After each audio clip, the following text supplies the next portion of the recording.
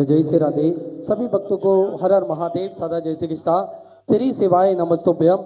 3 दिवसीय सुंदर श्री शिव महापुराण की अलौकिक दिव्य कथा हम सभी पूज्य गुरुदेव के पावन सानिध्य में श्रवण कर रहे हैं। और निश्चित ही ये हम सभी का सौभाग्य है कि आस्था चैनल के माध्यम से, यूट्यूब फेसबुक के माध्यम से और दुबई की इस पावन धरा से हम सभी को सुंदर अलौकिक दिव्य कथा श्रवण करने का परम सौभाग्य हम सभी को प्राप्त हुआ।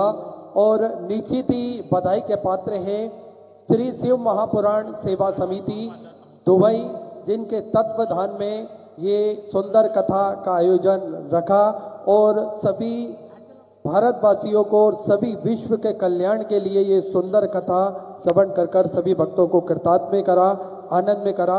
एक बार सभी जजमान परिवार के लिए जोरदार ताली बजाकर स्वागत करें।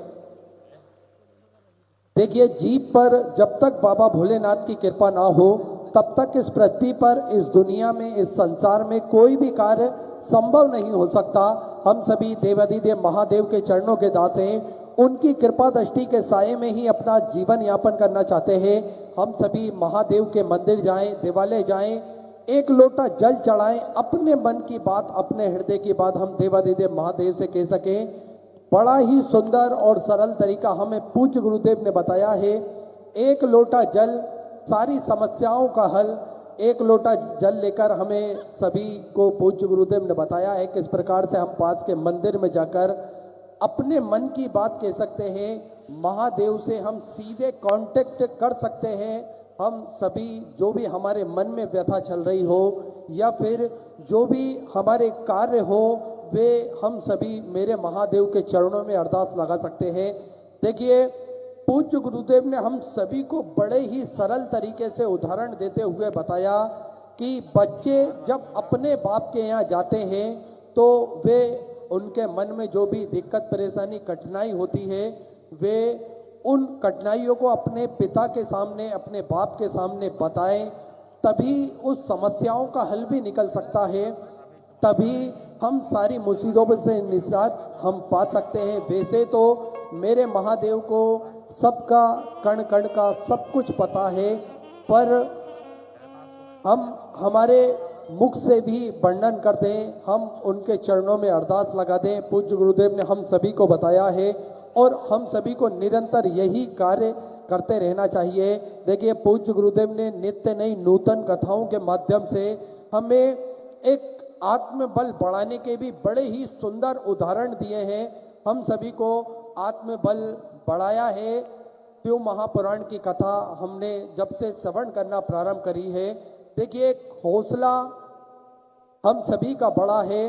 कोरोना काल महामारी के बाद में हम सभी जिस प्रकार से कार्य सोचते थे वह नहीं हो पा रहे थे, पर हमारी पूरी लाइफ डिस्टर्ब हो गई थी।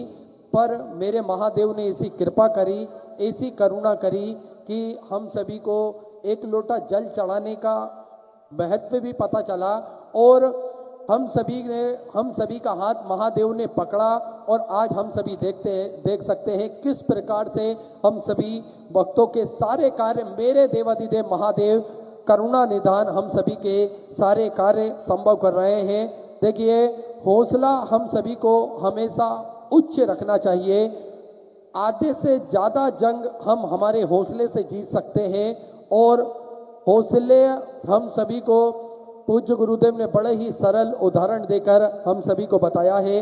देखिए, एक छोटी सी लघु कथा के माध्यम से हम सभी जान सकते हैं कि किस प्रकार से हमें लोगों की बातों पर ध्यान न देते हुए केवल और केवल हमारा जो हमें अपने मन में ठानी है वो कार्य पर हमें फोकस करना चाहिए। एक छोटी सी कथा है। समुद्र के किनारे एक तेज लहर आती है और एक बच्चे की चप्पल को वो अपने साथ बहा कर ले जाती है। बच्चा रेत पर उंगली से लिखता है, समुद्र चोर है। उसी समुद्र के दूसरे किनारे पर एक मछुआरा बहुत सारी मछलियां पकड़ता है। वही मछुआरा उस रेत पर लिखता है, समुद्र मेरा पालनहार है। एक उसी रेत के दूसरे किनारे की ओर एक एक युवक समुद्र में डूब जाता है। उसकी माँ उस रेत पर लिखती है कि समुद्र हत्यारा है। रेत पर एक बूढ़ा अपनी टेढ़ी कमर लेकर टहल रहा होता है और उसको एक बड़े से सीप में एक अनमोल मोती मिल जाता है। वह बूढ़ा उस रेत पर लिखता है कि समुद्र बड़ा ही दानी है और अचानक से एक लहर आती है, ये सारा लिखा मिटाकर चली जाती है। मतलब समुद्र को कोई फर्क नहीं पड़ता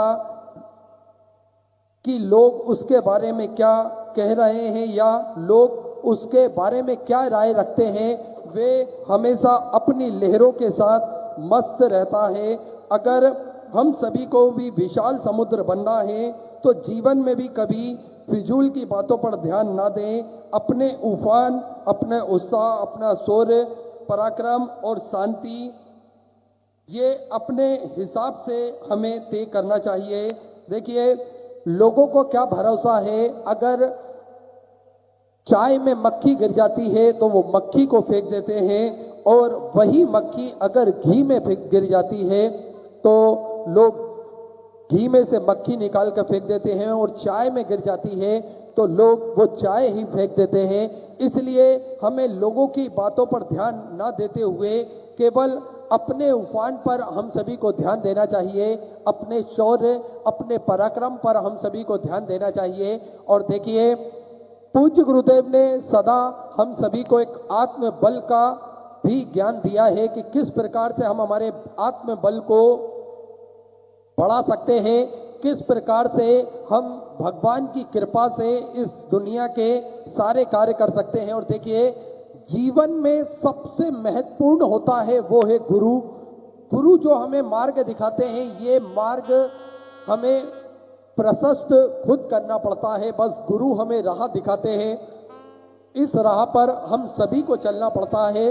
और देखिए, गुरु ने जो राह बताई है उस राह पर अगर हम चलते हैं तो निश्चित ही हम सभी को मंजिल प्राप्त होती है और निश्चित ही हम सभी भगवान भोलेनाथ की कृपा हम सभी पाते हैं। देखिए, गुरु के वचनों को केवल कानों से नहीं, मन की गहराई से सुनना, एक एक वचन को हृदय में उतारना और उस पर आचरण करना ही गुरु के वचनों का सम्मान है। क्योंकि 5 पहर धंधा किया, 3 पहर गए सोए और 1 घड़ी ना सत्संग किया तो मुक्ति कहाँ से होए। और हम सभी को पूज्य गुरुदेव ने बड़े ही सरल शब्दों में बताया है कि हम केवल हमारे, देखिए, व्यस्त जीवन है सभी का, आज कलयुग में हम सभी जी रहे हैं, सभी व्यस्त जीवन है, सभी को अपना बिजनेस, काम धंधा सभी कार्य करना है, गृहस्थी में हम सभी को रहना है। लेकिन उसके बाद में भी हम थोड़ा सा समय, 5 मिनट का समय, 10 मिनट का समय महादेव के लिए निकालें और उन पर, उनके मंदिर में जाकर 1 लोटा जल चढ़ाएं तो निश्चित ही हम सभी के जीवन का उद्धार होगा। देखिए, बड़ा ही सुंदर रामचरितमानस में भी लिखा है कि 5 पहर धंधा किया, 3 पहर गए सोए और 1 घड़ी ना सत्संग किया तो मुक्ति कहाँ से होए। अर्थात आदि में पुनियाद हम अगर थोड़े से समय भी भगवान का नाम उच्चारण कर लें, श्री शिवाय नमस्तुभ्यम का जप कर लें, हम फ्री बैठे हो और मंत्र उच्चारण का जाप कर लें, श्री शिवाय नमस्तुभ्यम का हम मंत्र जप लें, ओम नमः शिवाय हम सभी मंत्र जप लें, ओम नमो भगवते वासुदेवाय का मंत्र जप लें तो निश्चित ही वही पुण्य हम सभी को प्राप्त होता है। और देखिए, पूज्य गुरुदेव ने तो हम सभी को बड़े ही सरल शब्दों में बताया है कि किस प्रकार से हम भगवान की भक्ति से जुड़ सकते हैं, किस प्रकार से अपने आप को महादेव के चरणों में हम पहुंचा सकते हैं। और देखिए, गुरु का महत्व क्या होता है हम सभी को जानना अति आवश्यक है। एक गुरु की महिमा क्या होती है ये हम स्वतः ही जान सकते हैं, समझ सकते हैं। एक छोटी सी बड़ी ही सुंदर कथा है। चींटी बड़ी ही छोटी होती है, हम सभी ने देखा है चींटी कितनी छोटी होती है। अगर यदि इस चींटी को हरिद्वार से ऋषिकेश की यात्रा करनी हो तो चींटी को यात्रा करने में लगभग 3 से 4 जन्म लेना पड़ेंगे, जब जाकर वो हरिद्वार से ऋषिकेश तक पहुंच सकती है।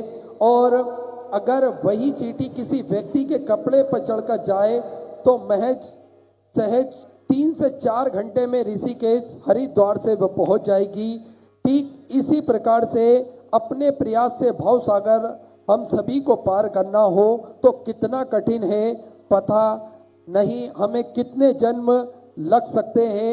यदि हम गुरु की शरण में जाते हैं और गुरु के बताए हुए मार्ग पर चलते हैं, गुरु का हाथ पकड़ते हैं, गुरु का सानिध्य लेते हैं, उनके बताए हुए सन्मार्ग पर हम चढ़ते हैं, श्रद्धा पूर्वक चलें तो वे आसानी से हम सभी को भव से पार लगा सकते हैं। गुरु की महिमा इतनी होती है कि गुरु के वचन हम अगर हमारे कानों में श्रवण करें और गुरु के बताए हुए मार्ग पर चलें तो निश्चित ही हम सभी को भगवान की कृपा दृष्टि बड़े ही आराम से प्राप्त हो जाती है।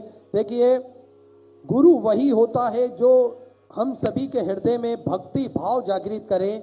गुरु वही होता है जो हमें मंदिर देवालय जाना सिखाए। गुरु वही होता है जिससे हम जीवन में भी रहकर अपने सारे कार्य कर कर हम भगवान की भक्ति कितनी आसानी से और कितने सरल तरीके से कर सकते हैं, ये गुरु हम सभी को बताते हैं। और आप सभी को ज्ञात है, पूज्य गुरुदेव ने निरंतर हम सभी को नित्य नई नूतन कथाएं श्रवण कराई है। और कथा हम सभी ने जो अपने मन में धारण करी है, आज हम सभी को देखने को मिलता है किस प्रकार से भक्तों का तांता लगा रहता है। ये हॉल की कैपेसिटी से कई गुना ज़्यादा भक्त प्रतिदिन नीचे वापस लौट जाते हैं, क्योंकि हॉल की कैपेसिटी से ज़्यादा इस हॉल में नहीं अलाउ किसी को भी किया जाता है। तो हम सभी सोच सकते हैं कि शिव महापुराण का प्रभाव किस प्रकार से लोगों के हृदय में, लोगों के दिलों में बैठा हुआ है। कहीं पर भी कथा होती है तो पूज्य गुरुदेव की कथा, कहीं पर भी शिव महापुराण की कथा होती है तो हम सभी ने देखा है किस प्रकार से पंडाल, डूम, टेंट सब छोटे पड़ते हैं। और यही स्थिति आज दुबई की पावन धरा पर भी हम सभी को देखने को मिल रही है। किस प्रकार से लोग आते हैं, लेकिन जो पहले आ जाता है वही लोग यहाँ पर बैठ पाते हैं, क्योंकि कुछ नियम होते हैं और उन नियम सब जगह के अलग अलग होते हैं। वे नियम सभी को फॉलो करना पड़ते हैं। आज हम सभी देखते हैं किस प्रकार से पूज्य गुरुदेव ने हम सभी को भगवान की भक्ति से जोड़ा है, हमें एक लोटा जल का महत्व बताया है, हमें श्री शिवाय नमस्तुभ्यम जाप मंत्र का जाप बताया है, हमें शिव महापुराण की कथा का महत्व बताया है, किस प्रकार से श्रवण करने से हमें क्या क्या लाभ प्राप्त होते हैं। ये सभी हमने शिव महापुराण की कथा के माध्यम से पूज्य गुरुदेव के सानिध्य में श्रवण करा है। और देखिए, आप सभी को ज्ञात है, सिद्धपुर नगरी सीहोर की पावन धरा पर विशाल कुबेरेश्वर धाम की स्थापना होने जा रही है। ये एक ऐसा धाम बनने जा रहा है जो 12 ज्योतिर्लिंग के मध्य में केंद्र में स्थापित होगा। कंकर शंकर की ये पावन धरा, कंकर शंकर की ये पावन भूमि जप स्थली है, तप स्थली है, साधना स्थली है, आराधना स्थली है। भगवान की कृपा दृष्टि इस धरा पर हमेशा विद्यमान होती है। जो भी भक्त अपने मन की मुराद लेकर कुबेर भंडारी के चरणों तक पहुंचता है और किसी भी स्थान पर बैठकर 108 बार श्री शिवाय नमस्तुभ्यम का जाप करता है, मेरा कुबेर भंडारी, मेरा राजा धीराज महाकाल राजा कुछ ही दिनों में, कुछ ही महीनों में उन सभी भक्तों की मनोकामना पूर्ण कर देते हैं, उन सभी भक्तों का भंडार भर कर रख देते हैं। ऐसी कृपा है उस धरा की। देखिए, उस धरा का महत्व क्या है, ये उस धरा पर जो भक्त गए हैं हम उनसे पूछ सकते हैं या फिर स्वयं अनुभव कर सकते हैं। उस धरा पर जाने के बाद किस प्रकार से लोगों के मन में एक सुख शांति प्राप्त होती है, किस प्रकार से लोगों का मन प्रफुल्लित हो जाता है उस धरा पर पहुंचने के बाद में। अगर हमारा मन अशांत है और हमारा कहीं दिल नहीं लग रहा हो तो कुबेर भंडारी की धरा पर जैसे ही पहुंचते हैं तो एक अजीब सा सुकून, अजीब सी शांति हम सभी को मिलती है। और ये किसी देव स्थान पर जाने के बाद ही ये सुकून शांति प्राप्त होती है। ऐसा हमें स्वयं को लगता है कि इस धरा पर स्वयं मेरे महादेव विराजमान होते हैं और स्वयं उनकी करुणा की छांव में हम सभी अपने जीवन को कृतार्थ करते हैं। महादेव की कृपा से आप सभी को ज्ञात है सिद्धपुर नगरी सीहोर की पावन धरा पर सेवा के कार्य भी सतत रूप से सुचारू रूप से चालू रहते हैं, जिसमें भोजन भंडारा सभी भक्तों के लिए निःशुल्क रूप से प्रतिदिन 365 दिन रखा जाता है पूज्य गुरुदेव के सानिध्य में।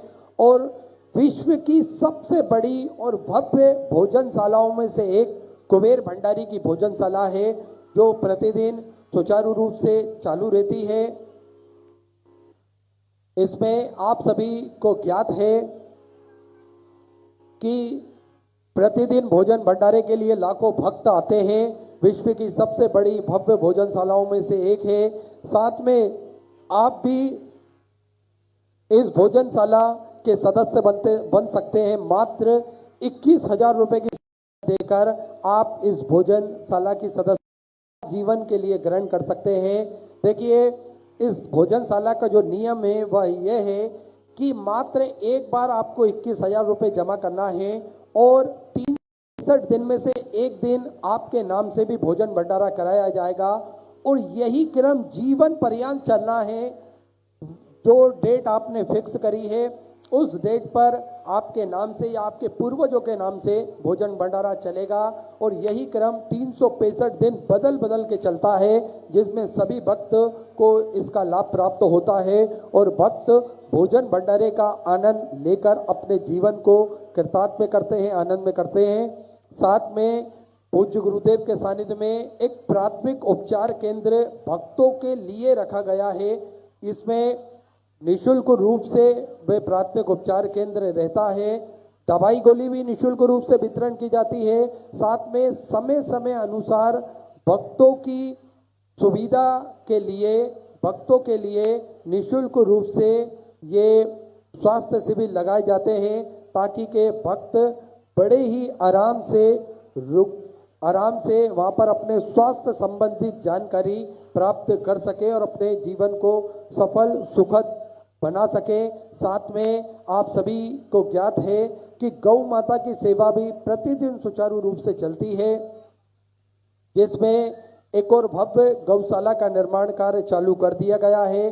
देखिए, कुबेर भंडारी की धरा पर एक सर्व सुविधा युक्त हॉस्पिटल का निर्माण कार्य भी पूज्य गुरुदेव के सानिध्य में चालू हो चुका है, ताकि के भक्तों को किसी भी प्रकार की दिक्कत परेशानी ना हो। साथ में 2 एम्बुलेंस 24 घंटे उपलब्ध रहती है और आप सभी को ज्ञात है जो 251 कमरों की भव्य विशाल धर्मशाला बनने जा रही थी, जिसका निर्माण कार्य पूज्य गुरुदेव के आदेश अनुसार बढ़ाते हुए 351 कमरों की यह भव्य विशाल धर्मशाला बनेगी, जिसमें लगभग 15 से 16 बड़े बड़े हॉल भी इसके अंतर्गत बनाए जाएंगे। एक कमरे की राशि जो है वे 3,51,000 रुपये है। आप भी एक कमरे का निर्माण करवा सकते हैं या फिर हॉल में अपनी स्वराशि आप समर्पित कर सकते हैं, ताकि के भक्त वहाँ आराम से रुककर भगवान का भजन कीर्तन स्मरण कर कर अपने जीवन को कृतार्थ में कर सके, आनंद में कर सके। और देखिए, पूज्य गुरुदेव ने बड़ा ही सुंदर और संकल्प लिया है जो सभी के हित के लिए है। सभी सनातन धर्म के मानने वाले लोगों के रुद्राक्ष हो, सभी सनातन धर्म के मानने वाले लोगों के घर के मंदिर में रुद्राक्ष